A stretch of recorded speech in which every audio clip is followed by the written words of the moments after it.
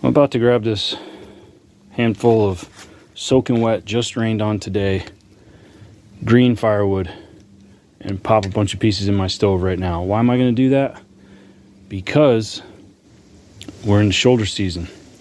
In the north, houses are well insulated and they've got furnaces. Whether electric, gas, oil, they all have furnaces.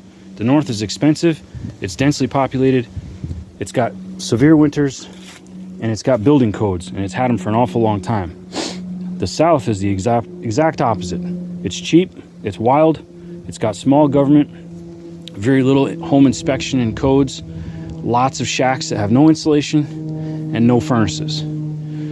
So in the north, if you were selling green firewood, if it's not completely dry, well, you're a charlatan.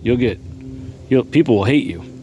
In the south, if you were selling dry hickory, people might hate you. I know that sounds crazy, but dry hickory will turn a smoke pipe orange.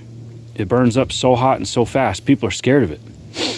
And the only time you would need to run like that is when we're having an abnormal cold snap, like when the wind is coming from the Midwest or from the north, and we drop down into a hard freeze where even the high for the day is below zero. That's, God, very rare. The high for the day being below 10 is almost kind of rare. So that's the only time when we need that much heat output from our stoves. The rest of the time, we want a minor kind of output, but a continual one. So we run green wood. Yeah, Yankees hate it. They think we're crazy. That's because they've never lived without a furnace.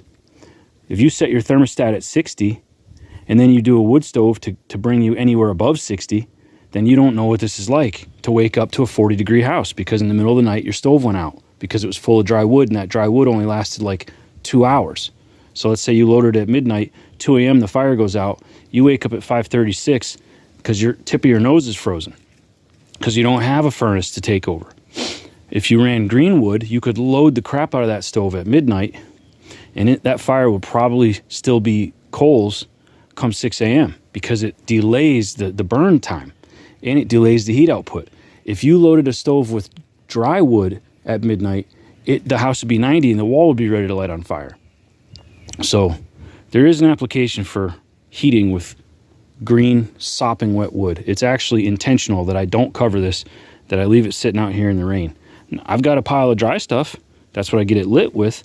But once it's going, I maintain it with sometimes the wettest pieces that I can find because I want to delay the onset of ignition and not overheat the house. Food for thought.